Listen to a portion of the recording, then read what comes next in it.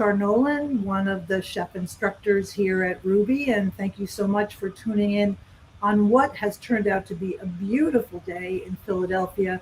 When I left my house this morning at 7 o'clock, it was 62 degrees, and I absolutely loved every degree of it because we have experienced really high, almost tropical temperatures here. So this is good.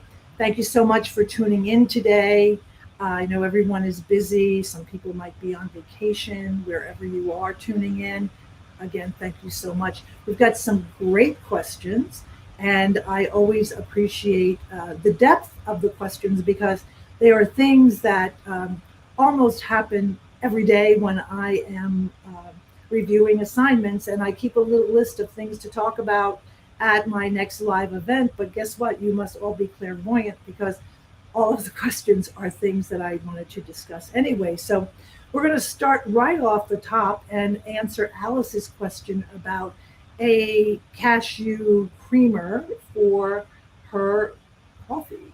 And I always say that when you are making a transition from a standard American diet and maybe using a creamer or half and half or something like that, that first sip will be 180 degrees different from anything that you have ever known before. And I know from my own experience that I actually did a spit take the first time someone gave me a cup of coffee that had almond milk in it. Since then, I have only used almond milk that I make myself in my coffee. So as for the cashew cream that you want to make, you can use that milk. I would stay away from any plant-based bottled creamer that says creamer delicious and has hazelnut or whatever in it because the label is going to be filled with so many ingredients. So we're going to keep it simple and start out with making your own cashew milk. If you want, you can use a tablespoon of cashew butter to 8 ounces of water. If you want it a little bit thicker, you can add more cashew butter. But I think that you'll enjoy the transition. I have to say that I recently have been enjoying the almond milk from Plant Strong because it really has a nice viscosity to it. And I think you can find it at Sprouts or Whole Foods Market or other places like that. But that's what I find enjoyable. The other thing is if you go for an organic cashew milk, the only ingredients are going to be cashews, water, and a little bit of salt. Whereas if you are looking at the conventional, again, it has a list that's very long and contains ingredients whose names are still difficult to pronounce. So enjoy the coffee, and you'll find your own creamer that meets your taste level of something that you can appreciate. Also, if you go into coffee shops today, everybody has almond milk, they have oat milk, they have cashew milk. Most of them have sugar in them. If you need or want to stay away from sugar, best to stay simple. Make it yourself and get the organic ingredients. Very good question. And who doesn't love to start the day with a delicious cup of coffee? This next question is from Alice, who has a question about do we have a cheese making course? We don't have a cheese making course, but that's a great idea. However, in our Plant Pro, which is sort of like, I'll put it to you in this way, it's sort of like graduate school of our Pro Plant. This is Plants Plus, that's right. And there are a couple of cheese recipes in there that I actually contributed. I love making nut cheeses.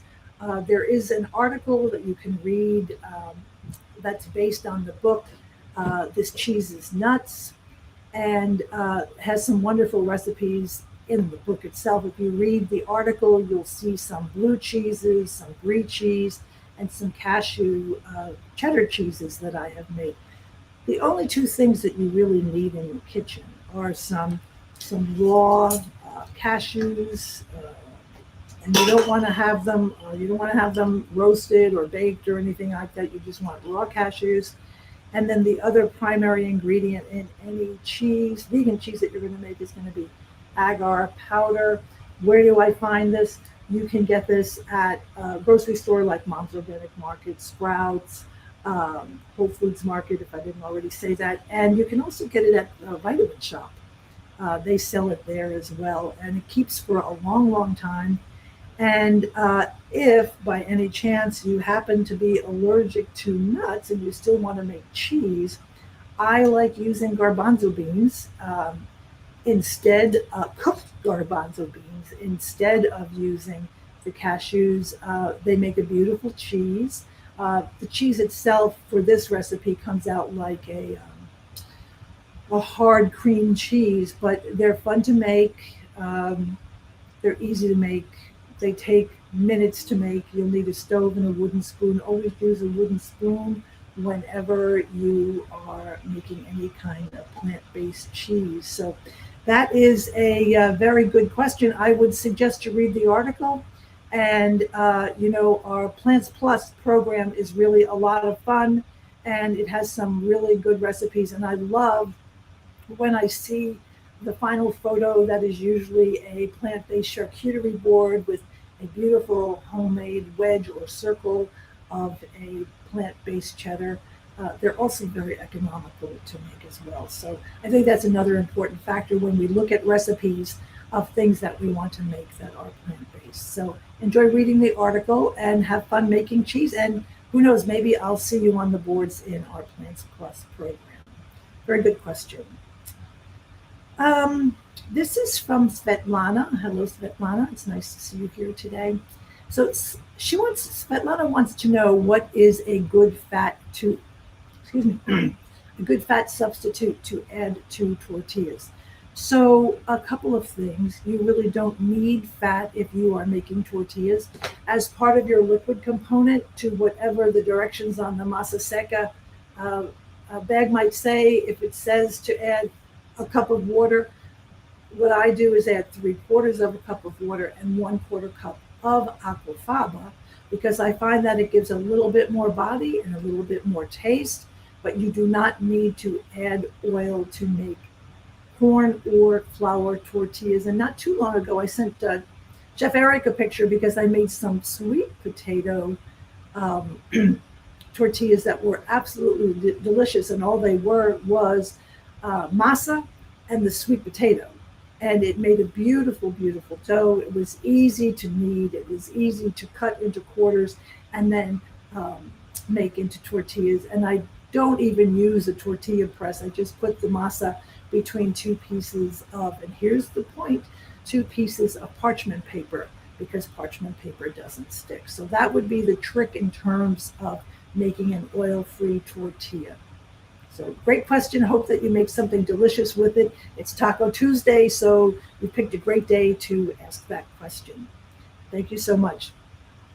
So this is from Diane, and I thought this was such a great question because when I read through the no oil saute assignment, so many people will say that the mercury water bowl test didn't work for me. And talking to myself, I'm typing away thinking, well, your stove wasn't too hot. So it depends on a couple of things. It depends on what kind of stove you are using. If you are using the simmer burner on your stove top, that's the smallest one, it would take between 5 to 8 minutes to heat up your pan. If, excuse me, if you're using the larger one, the all-purpose burner, it will take 3 to 4 minutes. However, if you have an induction stove top, it should take about a minute, and that's because the heating element in the induction stove top has copper wiring, which heats up quickly and retains heat. So it depends on the stove top that you have, A, and then B, if you were using something like a piece of Le Creuset or cast iron or something, it would take a long time. But stainless steel on your functional burner is going to take between 3 and 4 minutes. And that's such a great question, because if your pan isn't hot enough, it kind of makes it very, very difficult to really get that saute that you're looking for. And I often say when I'm reviewing assignments that this is a cornerstone assignment because it seems to be the foundation of learning how to live an oil-free lifestyle, which for so many people is important or wants to be their best practice. So before we go on to our next question, since we're talking a little bit about mushrooms, um, when I look at that first photo of a mise en place for the mushroom assignment, and I think that if I ever wrote a book, it would be called The Mise en Place because it's just so artistic to see ingredients and portioned out and looking at beautiful vegetables. However, we're going to talk a couple of minutes about mushrooms. These are mushrooms that have come from the grocery store this morning. And as you can see, they're almost hermetically sealed in this plastic container. And most of the mushrooms don't look fresh. They should have bright, clean, white sides. There should be no darkening and there should be no browning. Because what happens to these innocent mushrooms when they are cooked is that they turn nightshade black and they don't have flavor to them because they're not fresh. Here's another package that I picked up at the produce store this morning, and I would never buy these because they are browning and they're losing their moisture. So they're going to be a dry mushroom and they're not going to be the most delicious thing that you ate. So you've got to look for mushrooms, and when you get them home, their storage is the most important thing. So just a couple of quick things. When you get home, you should have some brown paper sandwich bags from your lunch when you were in the third grade. And you label them, and then you can see that the mushrooms store beautifully. And they will stay this way for a week, whereas if I had these for 1 or 2 more days, they would become almost slimy, which is something that you want to avoid. And also, I wanted to say regarding shiitake mushrooms that the stem itself is very fibrous and can be bitter, and it's something that you don't want to include in your saute. So if you have a pair of kitchen shears, you can cut it right off. And I don't even save that for stock just because I don't like the flavor. And then you would just cut these in the minute, just as you're getting ready to set up your mise en place. And they're going to be bright white. I think I can rip this one. I can even rip this one. Cut it. There we go. You're going to just see how beautiful they look. You see how nice and white they are? So that's what you're aiming for when you're cutting or slicing your mushrooms. These store-bought, hermetically sealed ones don't cut the cake. The other thing about it is that, you want to develop your knife skills, and even slicing mushrooms is a very good skill to have. Patrick is our producer. These are the containers that the mushrooms come in. And it used to be that they had holes poked through the bottom and the sides so that the mushrooms could breathe. But now they're just little plastic boxes that you could probably use in a sandbox or something like that. So my point is we need to stay away from using mushrooms that are prepackaged. Now these are some white cap mushrooms. And I wanted to say in the assignment, it says use a variety of mushrooms. Well, if your grocery store only has baby bellas or portobellos or white button or whatever, then just get one of those types and cook with it and go with it and do what you enjoy doing the best. So these are some beautiful white mushrooms stored in a plastic bag. They'll be beautiful. Some people like to use the stem. I like to pop it out and save it for stock. And then you're going to slice these and you're going to have beautiful, beautiful, pristine, delicious mushrooms. And you'll see a much different flavor in the fresh mushrooms versus the ones that are prepackaged. So just a little mushroom 101. I think you know that I live about 20 miles from the mushroom capital of the world. So we go to Kennett Square, Pennsylvania frequently because it's always interesting to visit a mushroom farm. It's interesting to go to many of their restaurants, which feature mushrooms, and they have lots and lots of plant-based dishes because I don't know if any of you have observed the same thing, but regular restaurants are starting to dovetail many plant-based recipes into their menu, and it's really easy to talk to the server or the chef and say, can you steam these instead of frying them, or are you familiar with no oil saute?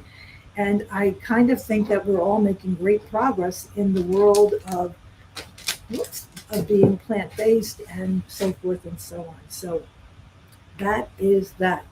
So we answered the stainless steel question, and this next one, we're going to dive right into oyster mushrooms. And oyster mushrooms are fun, and they cook beautifully, but they kind of have a mind of their own. And before we go into the oyster, I just wanted to say that trumpet mushrooms are another fun mushroom to use because you can shred the stem with a fork, and it shreds beautifully, so that if you wanted to make a barbecue dish like shredded quote pork or something like that, they just cook beautifully. I take the heads off and I will add those to a salad, and then the stems I will use the fork method to shred them. And not too long ago, I think I made 25 shredded, pulled trumpet mushroom dishes, and no one believed that they were not meat. So they're fun to cook with. So in my mushroom search today, and I don't know how many of you, pardon the noise from the paper bag, these are oyster mushrooms because they look like oysters. And this question is from Carly, who was saying that she hasn't had much success cooking them. So here is what I do when I make either lion's mane or I make oyster mushrooms. I use a brick. This brick is covered with aluminum foil. If you are opposed to using aluminum foil in your cooking, you can then cover it with a piece of parchment paper, or just put parchment paper on top of the mushrooms and squish them down. But I find that the moisture will release, as you see in the no oil saute assignment. As it releases, it flattens, and then it begins to look almost like a steak of some sort, or an egg, a sauteed eggplant or whatever. So this is what I use. Follow the same method that you see in the no oil saute. And I always have a brick in my kitchen because if I'm making a panini or something like that, this I find is just a great tool to have. I have a Le Creuset grill pan that I like to use. So those are my recommendations for these. And I think tonight I'm going to do the same exact thing. I don't grill these mushrooms because they have a tendency to break. A portobello makes a great mushroom for grilling, but I don't find that with the oyster mushrooms. So good luck. Let me know what you decide to do and how it turns out for you. These have such a beautiful flavor to them, and I just think that they're so beautiful. And if you go on Amazon, you can find mushroom kits so that you can grow your own. And it really is kind of fun. It's sort of like a brick that comes to your house in a box, and you water it, and then 5 days later you start watching these mushrooms grow everywhere in your kitchen. And it's fun. And if you have young children, it's a nice way to show them food origins to an extent. So thank you so much. That was a wonderful, wonderful question. And Chef Fran Costigan, who is the director of our Essential Vegan Desserts program, just chimed in saying that we're so fortunate to live so close to the mushroom capital of the world. And it is historically, it's a very, very fascinating place. And I always have fun going there. It's just two little streets like this. But beyond that, there's lots of farmland and farms that are 200 and 300 years old. So, Fran, we have to go on a trip. Fran and I are both members of Les Dames d'Escoffier, And we're planning a trip to a mushroom farm and then visiting a local restaurant that features mushroom dishes. So we're very excited about that. So get ready to hop in the car, Fran. Um, so let's see. We're just whipping right through all of these wonderful questions. So this is a question from Mary G. Hi, Mary. How are you today? Um, Mary is looking for oil substitutes in her baking. So I have to say that, I've been eating this way for almost 15 years. And after a while, these transitions sort of become a way of life. You're in the standard American diet land, and then you're crossing this bridge of transition, and then you get to the plant strong world, and things just become second nature to you. So her question was about baking, and I always suggest to tune in to Chef Fran Costigan's live events because she certainly is everyone's go-to for baking without oil and vegan baking in general. So in terms of the oil or not using oil, things like mashed avocado, I like to use sometimes mashed silken tofu, unsweetened applesauce. If you're not allergic to nut butters work well. And then I'm going to push the stop button for a second and say, if you are baking with sunflower oil, I'm going to tell you not to, because what will happen is that your beautiful whole food plant-based no oil oatmeal cookies are going to turn Hulk green with time, and young children might like to eat them, but their eye appeal doesn't exactly look like a grain-filled, delicious cookie. But there are many different things that you can use. I think my two favorites would be a mashed banana. Then I would use a mashed sweet potato, not a Japanese sweet potato. Regular sweet potatoes have a little bit more moisture to them. And then I also like to use unsweetened applesauce. And I'm going to suggest, I don't know where you are in your journey, but if you turn to page 160 on the Engine 2 diet, the first thing that I ever made that was plant-based in terms of a dessert form was something called a Mighty Muffin. You can Google the recipe, it's everywhere all over the internet. It's a very easy recipe to make. And I also have to say that one of the tricks that I use, there will be some vegan recipes, and again, this is just my own practice, what works for me in my kitchen, is that I always add a squirt of either vinegar or a squirt of some fresh lime so that the sodium bicarbonate or baking soda becomes activated and it adds a nice lift to whatever it is that you are making. But definitely tune in to Chef Fran's live events. If you came to my house, anything that I bake, whether it's a chocolate cake or muffins or cookies or anything, never has any oil in it. And if I use a sweetener, it will be maple syrup. But even now, I'm starting to learn new ways to steer clear of not using too much maple syrup, just because of its caloric density. So I hope that was helpful to you, and I'm going to say happy baking to you, Mary. So this is from Sarah. I love this question, Sarah. I think some of you know that I often teach in the city using a 600-pound kitchen on wheels called a Charlie cart.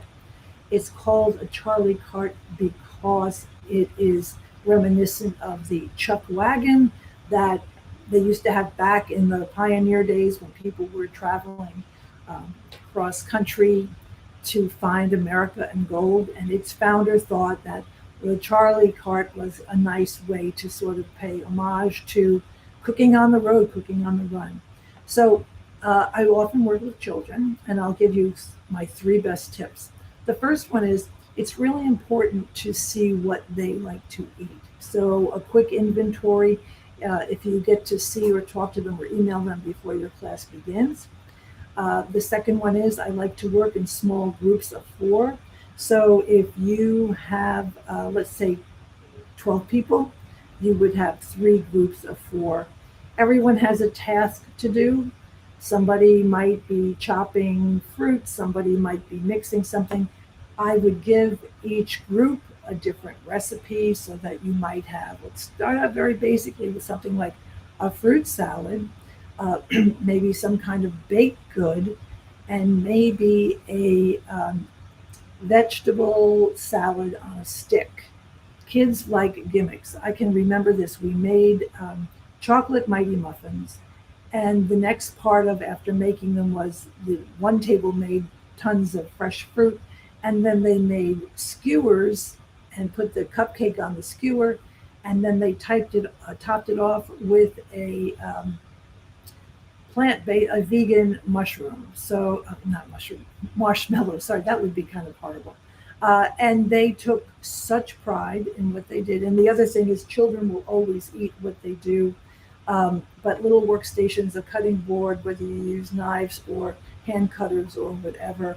I also find, especially with 10 to 14-year-olds, because they live in such a video world, if you can find something on TikTok that shows kids cooking so that they have an identity point with that, they will be happy as a clam. In terms of the length of the class, forgetting about I always provide a snack, which is basically a piece of fruit and water, not bottled, but water that is either a gigantic jug, not individual bottles, and then a little cup, or if they have their own water bottle, fresh fruit. And then, so you have a check-in, snack, overview of the day. I always do a Canva presentation because everybody likes Canva, and there are so many beautiful videos on Canva that you can incorporate into what it is that you do. Also, having the chef of the day is always a really fun thing because it seems to empower the child of the week, that they actually get to be looked upon by their peers as being the chef of the day. And I just want to say one more thing. People love boxed cake mixes. I don't know why, but they love it. And when I surveyed this one specific group of middle schoolers, they wanted to make a cake like their mother makes. What kind of cake does your mother make? And it turned out it was like a golden yellow cake. So I bought a high quality plant-based cake mix, and then mixed it with 12 ounces of club soda. It's a very popular recipe on the internet. Most people use Coca-Cola or other things, but we used sparkling water, and it worked perfectly. The one thing that you have to pay attention to is they've changed the size of cake boxes so that you have to sort of have a good ratio of the sparkling water to the cake mix. So now I'm using 10 ounces because the cake mixes have gotten smaller. It's not my best practice, but it's something that children really, really like to do. So those are a couple of things. If you ever have any questions, you can contact the Charlie Cart at charliecart.org, or you can certainly feel free to contact me at Char at Rouxbe, Rouxbe.com. It's one of my favorite things to talk about. Busy hands keeps them very, very busy, and they'll feel so proud of themselves. Thank you so much for that great question. I really, really appreciated it. So this next question comes from, excuse me, from Maria, who had a question about making really good Italian plant-based meatballs. So my mother's maiden name was Monterulli, so you have come to the right person. And some of you know that I spent a week at a cooking school last fall in Bari, Italy, and Puglia. So I have a couple of things here to show you. So the first thing I want to say is, if you're using breadcrumbs, whether you make them or buy them, hopefully you're using, I would get a panko whole wheat, but you're going to toast them on the stovetop, so they kind of just get a little bit of a better flavor. I like using a darker bean. You can use pinto, you can use garbanzo if you like cannellini. mash them up really, really well. I like using beans. They stay together very, very well. Uh, I like using flax so that I would make the equivalent of pretend that this is a pound of your produce. So I would use 1 or 2 eggs, and the ratio that I like is a tablespoon of flax meal to 3 tablespoons of water. Let it congeal for a couple of minutes. It gives you a perfect, perfect um, uh, solution. It comes out really, really good. If you don't like to use flax meal, you can also use chia seeds if you want. I prefer flax meal more than I prefer the chia seeds. And then your spices that you like to use. How do you live without garlic? You don't. It's sort of like, your pacemaker for staying alive when you're making Italian food. So fresh garlic, never, never in a tube, never, never that pre-made stuff that comes in a jar. It just doesn't have the flavor. It doesn't give you the punch. Um, you can use a garlic press. You can mince it yourself. You can just throw it in whole if you want, and then afterwards puree it with an immersion blender or whatever. And then, there's basil, there's some oregano. Who doesn't love oregano? Um, Onion powder. Sometimes I'll throw in a little bit of nutmeg, just a little bit to add a little bit of flavor. Sometimes you can go and buy Mediterranean spices already in a jar that are good. It depends what you have on hand. Sometimes I cook by like what I feel like doing for the day. A couple of weeks ago, I did a marinara sauce at Plant Stock, and I used passata, a bottle of passata, which is raw tomato puree. And then to get my garlic to be absolutely perfect, I use a microplane because it just infuses beautifully into the dish. Depends on what tomatoes you like. Here's the thing: you're gonna put your ingredients together. You're gonna know by how it feels. You're gonna roll it into balls, and then you're gonna let it air dry for about 20 minutes. And I like to cook them right in the sauce, and it works for me. It's how they cook meatballs in the south of Italy. However, you can roast them in the oven first if that's your preference, and then add them to a sauce. So I think a lot of it depends upon what you like to do. Also, if you're making your own sauce with this, I also suggest that rather than adding sugar, like maybe your grandmother taught you to do, or at least mine did, I'll throw in a tablespoon or so of golden raisins, and the golden raisins will disintegrate and give it a natural sweetness. There's a little bit of iron in the raisins, and when you put dark raisins in, they sort of change the eye appeal of the sauce. So, good luck. Pretend that you are at an Italian restaurant and you want to make the best meatball ever, and I know you're going to do it. So thank you so much for that great question. I loved hearing that. So the next question comes from Deborah, and Deborah had a very good question. And Fran and I have a very good friend who owns the Cardenas Tap Room in South Philadelphia at the famous Italian market where you saw Rocky Balboa run down the street. And they own a tap room that sells only vinegar and olive oil. So I called them up this morning because I don't ever have vinegar last that long. And the answer to the question is you do not have to refrigerate your vinegar, and it will last up until 1 year. Now, I don't know whoever has a bottle of vinegar last for a year, but I thought that that was such a very good question. Nor do I refrigerate, Deborah, my extracts or anything else like that. This is a special edition for the summer. It's called Cucumber Lemon, and you can see its beautiful color. And if any of you have made the balsamic glaze, I'm sorry, balsamic dressing, the oil-free dressing, if you use a clear balsamic like this, it gives it a really different color and a different hue, and it's a little bit more eye appealing. So I like to have a white balsamic on hand so that excuse me, I put some little flour, so that my salad dressings look vibrant and delicious, but no refrigeration is necessary. So that was a very, very good question indeed. So the more you cook, the faster your vinegar and your wines disappear. So I think that we're good.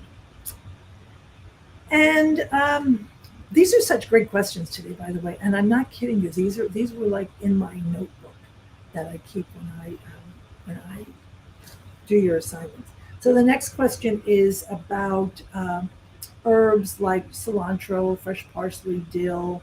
Sometimes you're going to get them at the grocery store, and the mister has just hit them, and when you get them home, they're very, very moist. So going back to how some vegetables don't like moisture, you can take a cloth napkin or a kitchen cloth, put them in here, cover them, pat them dry vigorously, and then I would store them in a container.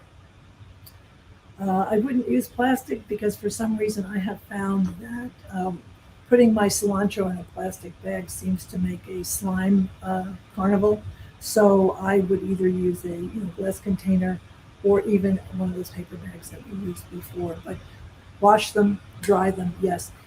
Even if they're organic, I still will wash them. So right now, if you've been to the grocery store, you've noted cilantro 4 for $5, and you're thinking to yourself, "Oh wow, that's such a bargain."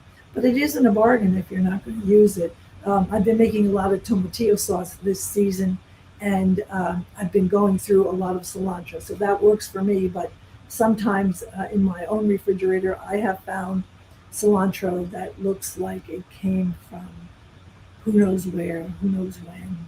So, and that's always cause to clean out your vegetable bin. So, very good question. Excellent question. And to that point, when you're in that part of the produce aisle where you see all of the fresh herbs, do not be tantalized by the herbs that are in those little cups. Cilantro, dill, garlic, parsley, already chopped up for you, but they have a lot of preservatives in them and they will alter the flavor of what it is that you want to eat. And then above them are those tubes that always look so intriguing. Most of them have oil in them. So I would say to stick with the fresh stuff. This question is from Patricia, and it sounds like Patricia is making food and selling it to others, and she's curious about pricing. So, as the grocery market changes every day, the landscape of the grocery store changes every single day. So you have to think of your time and how valuable it is. Is it worth your time to drive 7 miles to buy 12 cans of garbanzo beans because they're on sale? Or is it more convenient for you to go to your local grocery store and get them where they might be 25 cents more, but in the long run, it comes out to be more reasonable? Are you buying wholesale? Do you go to a distributor? So there are all kinds of factors like that. So I'm going to make it very simple. If I were making a dozen Mighty Muffins, I would cost out my ingredients. So we'll do easy math here. And we'll say that my ingredients cost me $10. So I automatically have $20, and then you pay yourself an hourly wage. So let's say that we're doing easy math, that you're going to pay yourself $20. So that's $40. And then you have a delivery fee because your car does not run on solar energy all by itself. So let's say that it comes out to be $48. So you're going to cost you $48 to make. So I would charge, doing the math in my head, but I would charge about, I know that's going to be cheaper to make. When I make muffins for people, I charge them $4 a muffin. And that's $48 a dozen, which is a very reasonable fee because when you think of what things are like at the regular grocery store. Um, People can come to your house or your facility to pick them up, so there isn't a delivery fee, but you can't cut yourself short because your work is very valuable, and it goes beyond cooking. It goes beyond everything because you know so much about cooking plant-based and being able to provide the best food that you can. I have seen people charge $72 for a dozen muffins and not bat an eye. So I think that you can't undersell yourself. And it's interesting because I and a colleague recently had a discussion about um, underselling. You always want to feel your worth because when you don't feel your worth, it's very easy for anyone to become resentful that their work might be underappreciated without all of the love and affection that you put into your project. So I think, Patricia, that that is a beautiful question, and the other instructors and I often talk about that we really need to have some kind of a workshop or live event about how to set up a business, how to do your needs assessment. Um, you're going to rent a kitchen. Does your town allow you to cook in your kitchen, et cetera, et cetera? Whatever you're doing, best wishes. I hope everything turns out well, and I know that you'll make beautiful, nutrient dense food for everyone. And Mary wants a recipe for that almond milk. Oh my goodness, it's so easy. It's going to be 8 ounces of water, 1 tablespoon of almond butter. You can put in a couple of drops of vanilla. If you are someone who likes something sweet, I would suggest either date paste or a little bit of maple syrup. And by little, I mean a teaspoon. And then just put it in your blender. You don't need a fancy blender. You can use your NutriBullet for that, and it works out perfectly. And you're going to whirl it up. And from that 8 ounces, you're going to get 12 ounces of milk. I don't know how that happens. And then you're going to keep it in a jar like this in your refrigerator, labeled not on the refrigerator door because the temperature is a little less than it is in the base of your refrigerator. So, tablespoon of nut butter, cup of water, a little sweetener, a couple of drops of vanilla. You will love it. It's absolutely delicious. It gets nice and frothy and good. It'll be really good in your coffee too. So, let's see. This is from Scott J, who wants to know my favorite vegan recipes for a large catering function that meat eaters will also enjoy. Well, I happen to, we're going to go back to this cookbook, which is sort of like the backdrop of my life. There's a recipe in here for what's called Raise the Roof lasagna. And it's the lasagna that was served at Rip's wedding where Fran Costigan made his wedding cake. And everyone loves lasagna. We all tweak it our own way. We put in it what we like, et cetera, et cetera. Anything that's covered with a red sauce is always, always well received. So I would start with either a pasta dish, um, a nice, delicious salad that is not made with iceberg lettuce, but maybe something interesting that's a mixture of romaine with spring mix and other things like that, and maybe add some pretty sliced vegetables like, oh, I don't know, Christmas radish or some nice heirloom tomatoes or whatever. I'm trying to think. The other thing that's very popular are cauliflower steaks. They hear the word steak, and so they are already with you.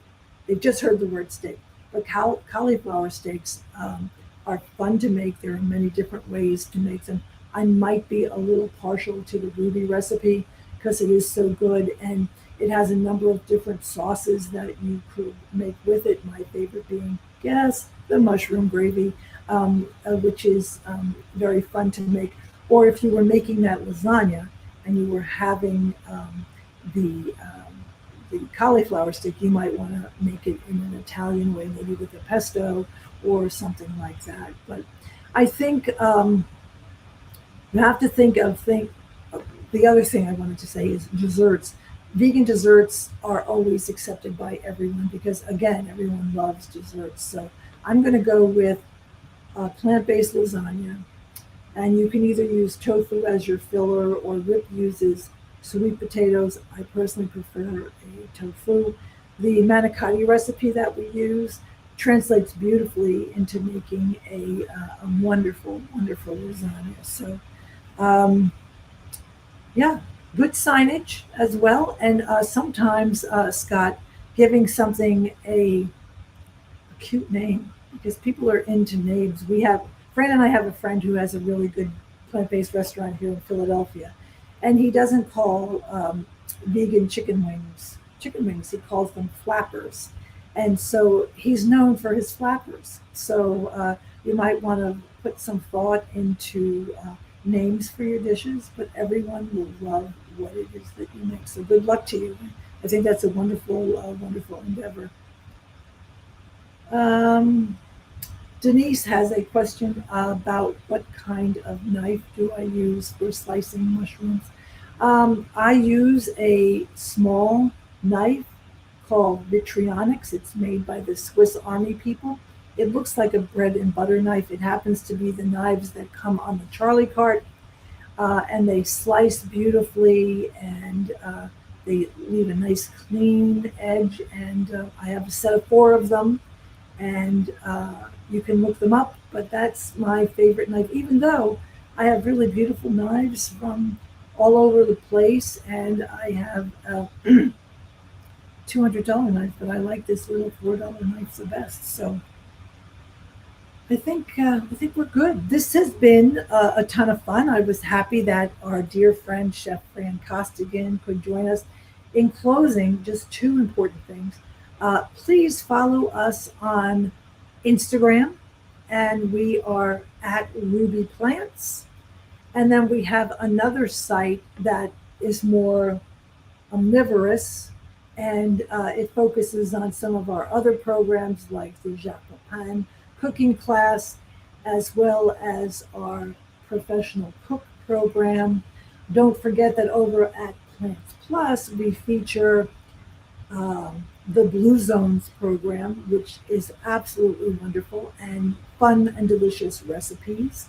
And we have essential vegan desserts, Plant Pro and Plants Pro Plus tongue twister. And you'll get to see what's going on. We feature a lot of work from students. Once a month, we feature a Ruby graduate.